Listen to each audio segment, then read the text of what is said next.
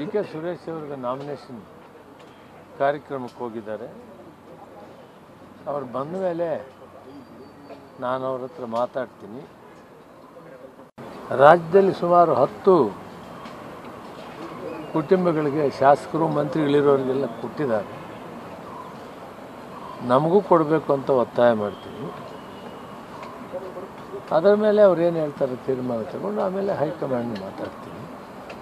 High command ಏನು ಹೇಳ್ತಾರೋ ಅದಕ್ಕೆ ನಾನು ಬದ್ಧವಾಗಿರ್ತೀನಿ. ನಿಮ್ಮ ಕುಟುಂಬದ ಮೇಲೆ ಯಾಕೆ ದ್ವೇಷ ಸರ್ ಇಷ್ಟೊಂದು ಕೇಳ್ತಾ ಇದ್ದೀರಾ ಅಥವಾ ಗೆಲ್ಲೋ ಕ್ಯಾಂಡಿಡೇಟ್ ಅಂತ ಕೇಳ್ತಾ ಇದ್ದೀರಾ? ಈಗ ಕುಟುಂಬಕ್ಕೂ ಕೊಡಬೇಕು, ಗೆಲ್ಲೋದು ಎರಡೂ ಇದೆ. ಕೇವಲ ಕುಟುಂಬಕ್ಕೆ ಕೊಟ್ಟು ಗೆಲ್ದಿರಿದ್ರೆ ಪ್ರಯೋಜನ ಆಗಲ್ಲ, ಗೆಲ್ಲಬೇಕು. ನಾನು ಸುಮಾರು ಇಷ್ಟು ಎಲೆಕ್ಷನ್ ಮಾಡಿ ಗೆದ್ದಿದ್ದೀನಿ, ನನಗೆ ಗೊತ್ತಿದೆ ಹೆಂಗೆ ಗೆಲ್ಲಬೇಕು ಅಂತ. ಗೆಲ್ಲೋದಕ್ಕೆ ಹೇಳಿ.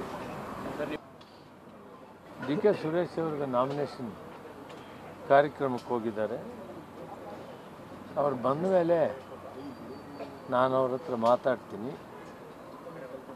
ರಾಜ್ಯದಲ್ಲಿ ಸುಮಾರು 10 ಕುಟುಂಬಗಳಿಗೆ ಶಾಸಕರು ಮಂತ್ರಿಗಳಿರೋರಿಗೆಲ್ಲ ಕೊಟ್ಟಿದ್ದಾರೆ. ನಮಗೂ ಕೊಡಬೇಕು ಅಂತ ಒತ್ತಾಯ ಮಾಡ್ತೀನಿ.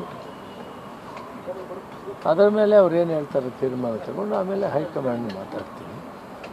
ಹೈಕಮಾಂಡ್ ಏನು ಹೇಳ್ತಾರೋ ಅದಕ್ಕೆ ನಾನು ಬದ್ಧವಾಗಿರ್ತೀನಿ. ನಿಮ್ಮ ಕುಟುಂಬದ ಮೇಲೆ ಯಾಕೆ ದ್ವೇಷ ಸರ್ ಇಷ್ಟೊಂದು ಕೇಳ್ತಾ ಇದ್ದೀರಾ ಅಥವಾ ಗೆಲ್ಲೋ ಕ್ಯಾಂಡಿಡೇಟ್ ಅಂತ ಕೇಳ್ತಾ ಇದ್ದೀರಾ? ಈಗ ಕುಟುಂಬಕ್ಕೂ ಕೊಡಬೇಕು, ಗೆಲ್ಲೋದು ಎರಡೂ ಇದೆ. ಕೇವಲ ಕುಟುಂಬಕ್ಕೆ ಕೊಟ್ಟು ಗೆಲ್ದಿರಿದ್ರೆ ಪ್ರಯೋಜನ ಆಗಲ್ಲ, ಗೆಲ್ಲಬೇಕು. ನಾನು ಸುಮಾರು ಇಷ್ಟು ಎಲೆಕ್ಷನ್ ಮಾಡಿ ಗೆದ್ದಿದ್ದೀನಿ, ನನಗೆ ಗೊತ್ತಿದೆ ಹೆಂಗೆ ಗೆಲ್ಲಬೇಕು ಅಂತ. ಗೆಲ್ಲೋದಕ್ಕೆ ಹೇಳಿ.